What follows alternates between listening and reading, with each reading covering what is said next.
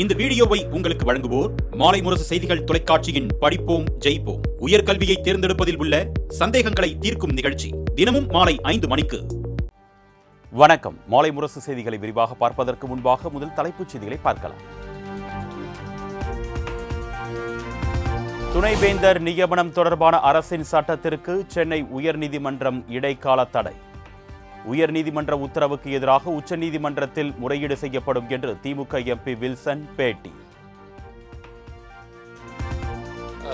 இந்த division bench stay பண்ணியிருக்காங்க, அவங்க உத்தரவில் சொல்லியிருக்காங்க. இந்த உத்தரவை எதிர்த்து தமிழ்நாடு அரசு உச்சநீதிமன்றத்தில் அப்பீல் தாக்கல் செய்ய உள்ளது.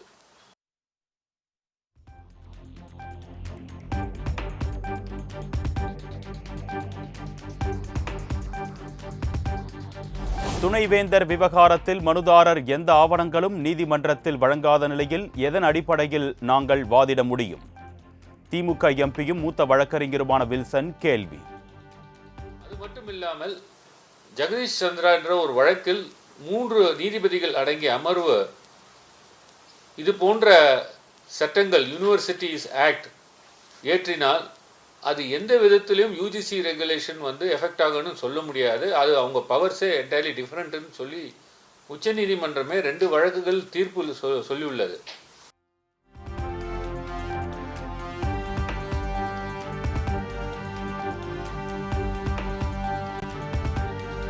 துணைவேந்தர் நியமனம் அதிகார வழக்கில் நீதிபதிகள் என்ன உத்தரவு பிறப்பித்தனர் என்று தன்னால் கேட்க முடியவில்லை. மைக்கை மியூட் செய்துவிட்டதாகவும் ஆர்டரை அப்லோட் செய்து கொள்ளுமாறு கூறிவிட்டதாகவும் மூத்த வழக்கறிஞர் வில்சன் பேட்டி.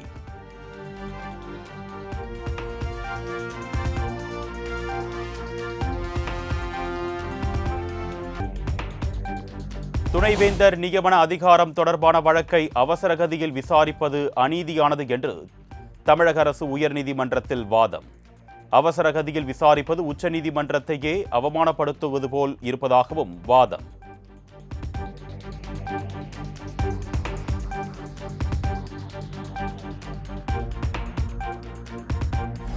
டெல்லியில் பல்வேறு பகுதிகளில் இரவில் கடும் புழுதி புயலுடன் ஆலங்கட்டி மழை.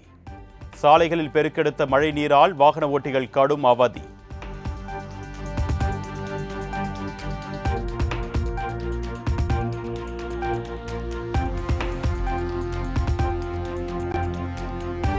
தலைநகர் டெல்லியில் புழுதி புயல் வீசிய நிலையில் பல இடங்களில் கொட்டி தீர்த்த கனமழை.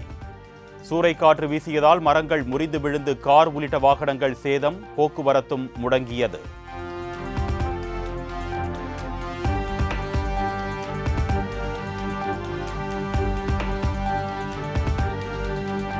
ஆலங்கட்டி மழையில் சிக்கிய டெல்லி ஸ்ரீநகர் பயணிகள் விமானத்தின் முன்பக்கம் சேதம். பயணிகள் அச்சத்தில் உறைந்த நிலையில் நல்வாய்ப்பாக பத்திரமாக தரையிறங்கியது விமானம்.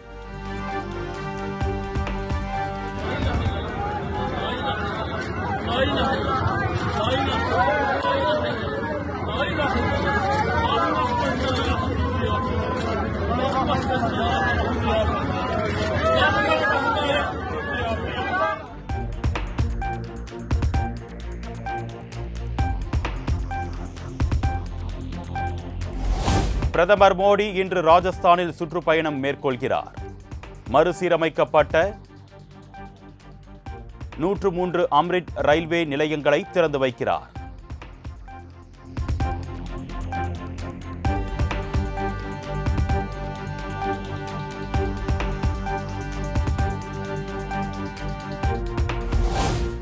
நக்சலைட்டுகளுக்கு எதிரான நடவடிக்கையில் பெற்ற வெற்றிக்காக நமது படைகளை நினைத்து பெருமைப்படுகிறேன். நக்சலைட் அச்சுறுத்தலை ஒழித்து மக்களுக்கு முன்னேற்ற வாழ்க்கையை உறுதி செய்வதில் அரசு உறுதி பூண்டிருப்பதாக பிரதமர் மோடி திட்டவட்டம்.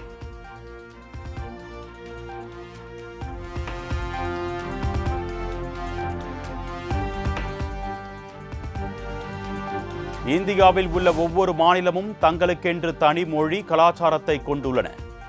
கூட்டாட்சி மீதான மத்திய அரசின் தாக்குதலை அனைவரும் ஒன்றிணைந்து எதிர்க்க வேண்டும் என்று ராகுல் காந்தி வலியுறுத்தல்.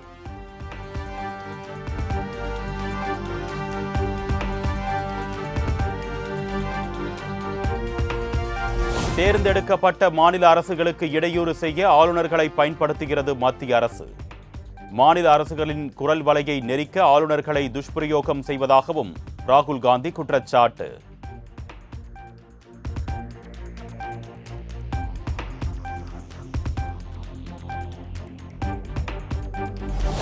தமிழ்நாட்டிற்கான நியாயமான நிதி உரிமையை நிதி ஆயோக் கூட்டத்தில் வெளிப்படுத்த டெல்லி செல்கிறேன். டேபிளுக்கு அடியில் காலை பிடிக்கும் பழக்கம் மாறாத பழனிசாமிக்கு இதனை கண்டு வலிப்பது ஏன் என்று முதலமைச்சர் மு.க. ஸ்டாலின் கேள்வி.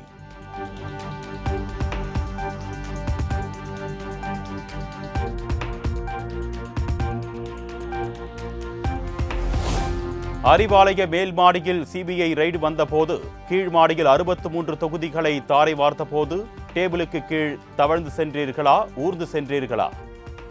எதிர்கட்சியாக கருப்பு பலூன் காட்டிவிட்டு ஆளுங்கட்சியாக வெள்ளை குடை காட்டினீர்களே, அப்பொழுது தவழ்ந்து சென்றீர்களா, ஊர்ந்து சென்றீர்களா என்றும் இபிஎஸ் காட்டம்.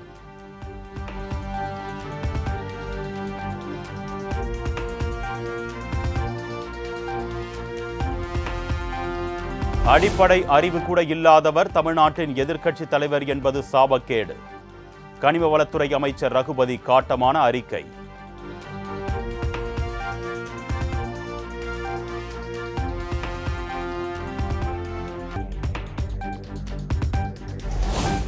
தங்க நகை அடமான விவகாரத்தில் சாமானியர்களின் தலையில் இடியை இறக்கியிருக்கிறது ரிசர்வ் வங்கி என்று தங்கம் தென்னரசு குற்றச்சாட்டு.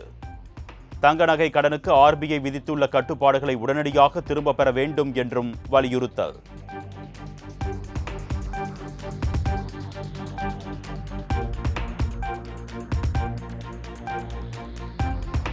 இரட்டை இலை தொடர்பான வழக்கு டெல்லி தேர்தல் ஆணையத்தில் இன்று விசாரணை.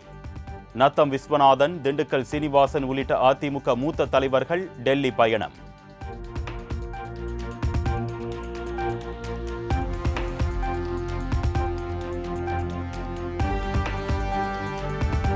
செங்கல் சூளைகள் மீதான ஜிஎஸ்டி வரியை குறைக்க நிதியமைச்சரிடம் வலியுறுத்தினேன். நிர்மலா சீதாராமன் உடனான சந்திப்பு குறித்து திமுக எம்பி கனிமொழி விளக்கம்.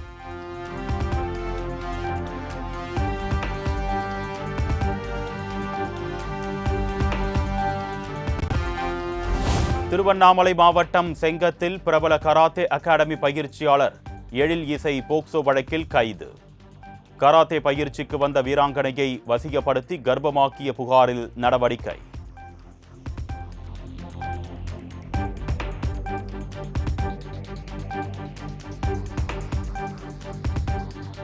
பரனூர் சுங்கச்சாவடியில் இருந்து டிப்பர் லாரி கடத்திய சுபாஷுக்கு 15 நாள் நீதிமன்ற காவல். மனநலம் பாதிக்கப்பட்ட சுபாஷை கீழ்ப்பாக்கம் அரசு மருத்துவமனையில் அனுமதிக்கவும் செங்கல்பட்டு குற்றவியல் நீதிமன்றம் உத்தரவு.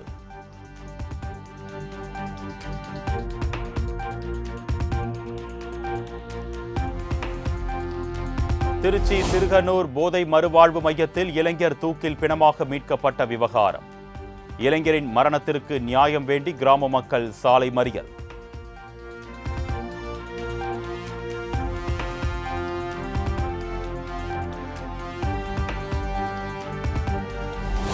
சிவகங்கை அருகே பாறை சரிந்து 5 தொழிலாளர்கள் உயிரிழந்த சம்பவத்தில் கல்குவாரி உரிமம் தற்காலிக ரத்து. மாவட்ட ஆட்சியர் ஆஷா அஜித் அதிரடி உத்தரவு.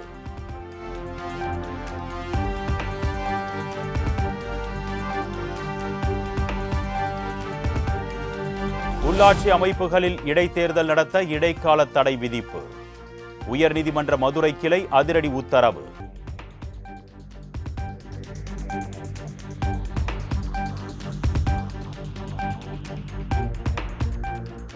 சிவகங்கை அருகே தனியார் கல்குவாரியில் 400 அடி பள்ளத்தில் பாறைகள் சரிந்து விழுந்ததில் 5 தொழிலாளர்கள் உயிரிழந்த விவகாரம். மாநிலம் முழுவதும் உள்ள குவாரிகளை ஆய்வு செய்ய கனிம வளத்துறை உத்தரவு.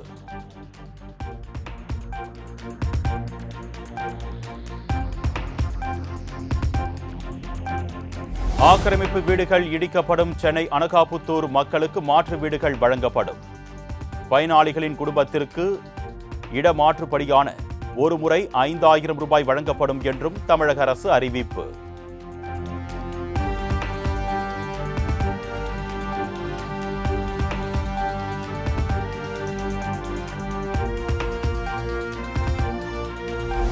அடையாறு ஆற்றில் கழிவுநீர் கலப்பதை தடுக்க கரையோரம் வசிப்பவர்களை மறுகுடியமர்வு செய்வது அவசியம். சென்னை அனகாபுத்தூரில் நீர்நிலைகளை ஆக்கிரமித்து கட்டப்பட்ட வீடுகள் அகற்றப்பட்டது குறித்து தமிழக அரசு விளக்கம்.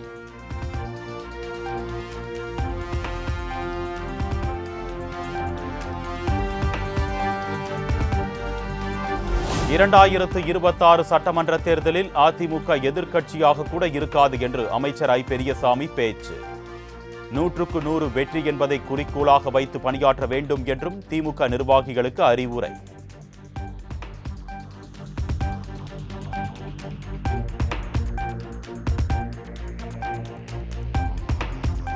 நாகப்பட்டினம் மாவட்டம் நாகூரை அடுத்த உத்தமசோழபுரத்தில் புதிதாக தடுப்பணை கட்ட 32 கிராம மக்கள் எதிர்ப்பு.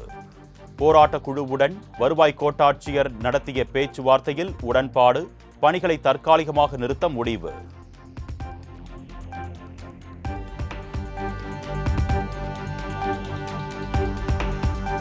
கிருஷ்ணகிரி மாவட்ட ஆட்சியர் அலுவலகத்திற்கு வெடிகுண்டு மிரட்டல் விடுக்கப்பட்டதால் பரபரப்பு. 3 மணி நேரம் மோப்ப நாயுடன் அதிகாரிகள் தீவிர சோதனை.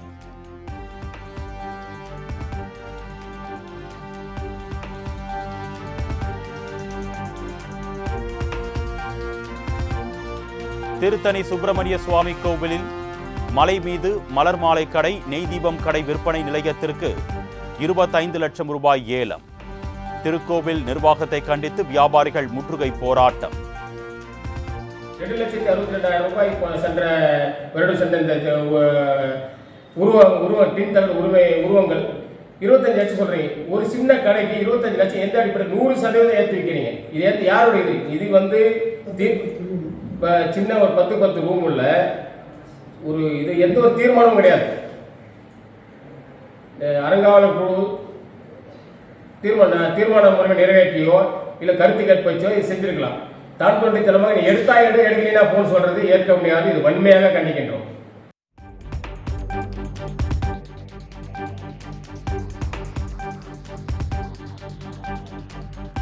குற்றாலத்தில் சீசன் துவங்க இருக்கும் நிலையில் பாதுகாப்பு பணிகள் குறித்து மாவட்ட எஸ்பி அரவிந்த் நேரில் ஆய்வு. மெயின் அருவி, ஐந்தருவி, பழைய குற்றாலம் பகுதிகளில் எடுக்க வேண்டிய முன்னெச்சரிக்கை நடவடிக்கை குறித்து அதிகாரிகளுக்கு அறிவுறுத்தல்.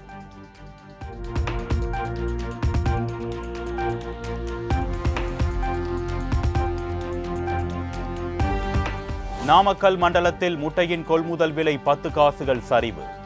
முட்டை விலை ரூபாய் 5.65 நிர்ணயம் செய்து தேசிய முட்டை ஒருங்கிணைப்பு குழு அறிவிப்பு.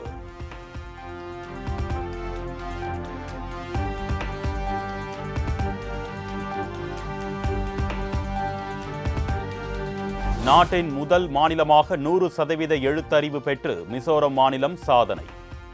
மாநில மக்களுக்கு முதலமைச்சர் லால் துகோமோ வாழ்த்து.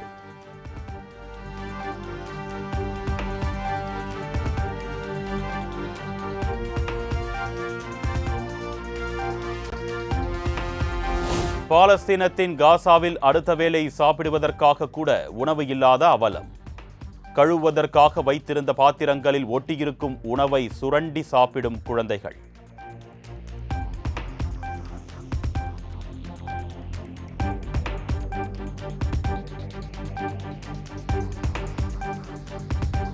போர் பாதிப்பால் மரணத்தின் விளிம்பில் இருக்கும் காசா மக்களுக்கு உதவி செய்வதற்கு எதிர்ப்பு. நிவாரணப் பொருட்கள் அடங்கிய லாரிகளை தடுத்து நிறுத்த முயன்ற இஸ்ரேலியர்கள்.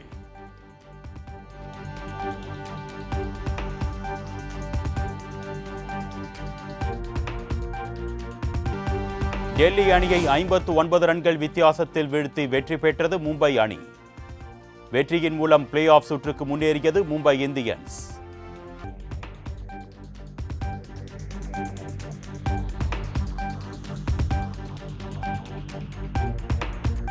பெரியகுளத்தில் நடந்த அகில இந்திய அளவிலான கூடைப்பந்தாட்ட இறுதிப் போட்டி. தொடர்ந்து 2வது ஆண்டாக சென்னை இந்தியன் வங்கி அணி கோப்பையை வென்று அசத்தல்.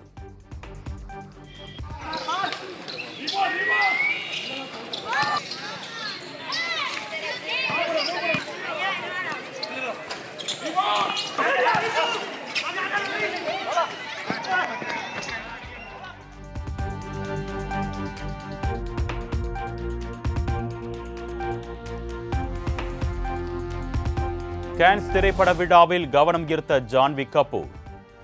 வித்தியாசமான உடை அணிந்து வந்து ஜான்வியின் புகைப்படம் வைரல்.